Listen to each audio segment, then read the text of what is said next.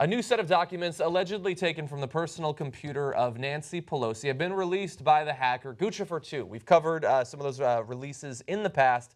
There's a set of new documents, but one is getting the most attention because it shows a staffer for the Democratic Congressional Campaign Committee, the DCCC, speaking with some questionable language about the Black Lives Matter movement. So we're going to show you the entirety of the memo in 3 portions and break down some of the problems that people are having with it and see what's actually there. We do have to say, based on, we're going to show you the response from both a representative of Black Lives Matter and also a representative of the DCCC. From the DCCC's response, I think that this is authentic because they're not just coming out and saying this didn't exist, this isn't true. And if it wasn't real, I think that they would have done that. But we do have to say that this is from an anonymous person. We don't know who the hacker actually is, who they might work for or represent. And we don't know 100% for sure that these are authentic in all cases. This appears to. But anyway, we just have to say that, doing our due diligence. Any journalist who refuses to admit those things has some sort of agenda. So here's the first section of the memorandum. So you're seeing there that they specifically, in the bolded italic section, don't want this to be emailed or handed to anyone because they don't want it to get out. So that apparently did not actually work out for them. Unfortunately. But it shows that the objective of this is that presidential candidates so far have struggled to respond to tactics of the Black Lives Matter movement, which could make you think that this is, oh, well, look, they feel like they have to defend themselves from this movement when these are basically constituents of the Democratic Party in a lot of cases, and they shouldn't have that defensive sort of orientation. It also could be somewhat realistic because we have seen in some cases, like with Martin O'Malley, just really questionable responses to BLM in the past. So maybe preparing for it's not the worst thing. Let's bring up the second section. You're going to see there how they describe BLM. And so a lot of people don't like it being called a radical movement to end anti-black racism, which I think is fair. I don't want the representatives of any of these like official campaign organizations calling them radicals. That said, I have read their platform, and the word radical is used in multiple places. So still, that doesn't mean that they should be using the language. And I think it's a fairly accurate representation of some of the concerns of the movement, although it's a limited look at what is actually a very broad set of policy objectives involving not just the criminal justice system, but also economic justice, political justice, and a number of other issues. So this is a limited look at it. The third section is where they get in a lot of trouble, though. If you could bring that up. So if approached by a BLM activist, you should offer to meet with local activists. The invited attendees should be limited. Don't get swarmed by them. Please aim for personal or small group meetings. Listen to their concerns. Don't offer support for concrete policy positions. And so that is where people are a little bit angry. Yeah. Don't offer support. So mixed feelings about this. First off, I don't think it's as bad as people think it is generally, partly because, yes, they have to prepare their congressmen who are oftentimes local schmucks. Who don't know what the hell they're doing. They don't, unless they get a memo on it, they don't know what's going on or how to react to it. Yeah. So that's why they send memos like this. And don't overstate the brilliance of your local congressman. Trust me on that. Yeah. So some of them are great, some of them so-so. So they have to get this position out there. And the reason they say don't offer support for concrete policy positions is because they think, well, then you'll be on the record for supporting that, and we as a party maybe have not discussed that. Every one of those policy positions, don't have a stance on it, just be a little bit careful, vague. Right? And then listen to their concerns. They do say that, that's a quote, listen to their concerns, that's good, right? Keep the groups that you're meeting with small. That's, again, not bad advice. I might give similar advice. If you got 17 people that you meet with later, that's going to get more chaotic. It's going to be harder to have a substantive, real discussion where you talk with the leaders of the group and get a sense of what they want and hear their concerns out. Now, I just gave you the best possible spin on it, right? And I don't mean that as a spin like on their side. Now, let's talk about the downsides of it and what is wrong with it.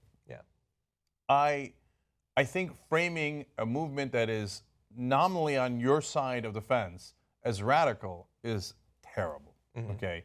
I don't care if it says in their own documents, you know, radical this or that. Yeah, that's different. That's in the context of appealing to grassroots supporters. This is in the context of political debate in the country.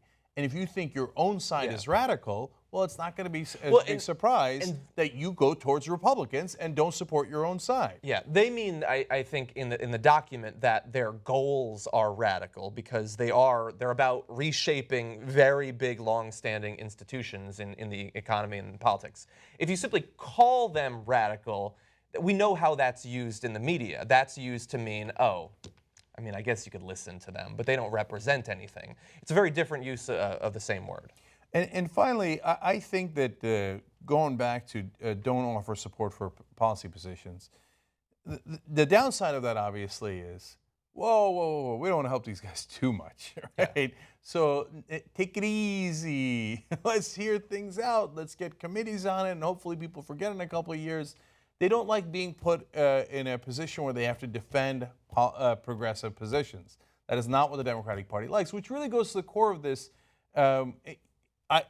The reason I'm saying I understand the Democratic Party's position is because there's a misunderstanding between the two sides. Black Lives Matter thinks that the Democratic Party is kind of on their side, although, to be fair to them, they don't think that too much, right? But the Democratic Party doesn't view Black Lives Matter as on their side. They have a totally different perspective of looking at things. Black Lives Matter wants change. Like, we desperately need you to care about our lives and change the policy positions that police do throughout the country, because otherwise my cousin might get killed, my brother might get killed, my son might get killed tomorrow. I gotta go, right? Whereas the Democratic Party thinks, well, look, let's do what's important and best for the Democratic Party and get elected. Yeah. So we need these guys' votes, but I don't want to lose any independent votes. I don't want to be seen as with the radicals. So to them, the Democrats look at this memo and go, why are we in trouble? I don't get it. Yeah. Of course this is what we should do, right? Some activists might look at it and go, of course you're in trouble. Look at the things that you're saying. And the answer is, yes, that's your two perspectives. Yeah. Yeah, and look, I look at this and I think the reason it's interesting and the reason I think that it's worth us breaking down is it does give you a little window into the really scared philosophy that drives these incredible establishment types. The idea that don't go out there and lead, don't be specific, don't try to fire people up, don't agree with them, just lead from behind, pat them on the head and say that maybe over time there'll be some changes. It's a very leading from behind, gradualist, fairly pathetic way to approach politics and the very legit concerns of people who feel like for hundreds of years they've been abused by their country and most of the politicians. That's what it is. But it's also Troy Perry at the DCCC. It's not Hillary Clinton. It's not Debbie Wasserman Schultz. It's not even the DNC, by the way. I see a lot of people tweeting that's a memo from the DNC. They're related organizations. They're not the same organization. Okay, cool. So we can't draw too much from this. It's some dude that I looked up, and I was able to find one reference on some employment website that he even worked at the DCCC. This is not Joe Biden writing this memo. This isn't like we're going to distill all of the philosophy and mwahaha, we've discovered it now. So we can attack it for what it actually represents, which is fairly pathetic and cowardly, without trying to make it out to be more than it actually is. Maybe it's more of an indication about what the establishment of Washington, D.C. is when it comes to policies like this. We always talk about and we transform or put the same story and say it's in other terms. Can you imagine a memo going out? Again, it's fine, it's the DCCC, but they're talking about what candidates and their supporters and staffers should prep them for because they're too stupid.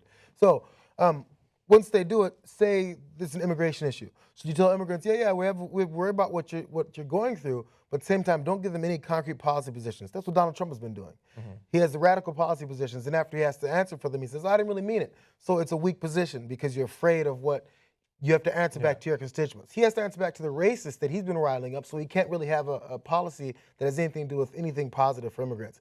So all this does is continue to allow people to say that the Democratic Party is just using black people.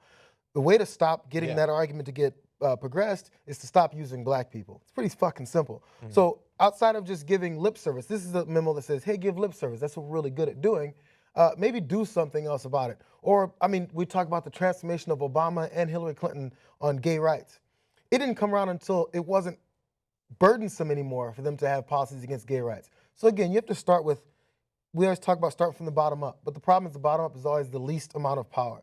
So black folks, no one cares about them, and until someone actually cares about them, then we'll do something about it, policy-wise. Or we'll just say we care about it and then not do shit until someone else decides to have enough courage and backbone to back up this simple thing like equal rights, maybe considering everyone is human and everyone has a right to live. Those little things are the things that need to somehow get energized in the Democratic Party to understand that you need that first. Who's going to start that? People like Black Lives Matter start that, and then they address them directly and say, fuck you. And it's really annoying. It is. Okay, all right. So no. Look, this is really, really important, and Jay, I got to the heart of it. Look, the issue, when Democrats say, hey, listen, guys, you got to make sure we get elected. If we don't get elected, nothing happens. And so that's the end all be all. Remember, me. I got to have the power. Give me the power, right? And that'll be it. That's your magic solution. Bullshit, that's your magic solution. No way. Politicians almost always lead from behind. So this is not endemic just to the Democratic Party or just to this moment in time in politics. Martin Luther King had to push LBJ. Everybody had to get pushed, and you don't know the labor movement that pushed FDR and et cetera, because, and I'm giving you great examples, like FDR is as good as you could hope, and he was pushed, right? And so, look, when the Democrats tell you to leave them alone and understand that the best way that you can get progress is to just blindly vote for them, understand that that is a coordinated lie. That is a lie for their benefit. Now, that doesn't mean you shouldn't vote for them. Those are two things. Yes, a Democrat might be a lot better for your cause than a Republican. But then you have to push them. Because look at their memo. If you don't push them, they're not going to move. All they care about is getting reelected. It's not like they're like, okay, and there are a couple of guys, to be fair, that roll up their sleeves and go, how do we fix these problems? And then the other 90% of politicians, 95, 98, whatever percentage you want to give, are sitting there and going, oh, I got elected, great, oh, fantastic, I'm done. No, you got to make sure that you're up in their business and make sure that they realize they are not done. The point of them getting elected wasn't them getting elected. It was to actually do things. Yeah. So when they tell you to be quiet and sit down, never listen to them. TYT members get the post-game show where Cenk and I get a little raunchy, talk about some personal stuff that we probably shouldn't be mentioning. If you want to watch the post-game, just go to tytnetwork.com/join and become a member.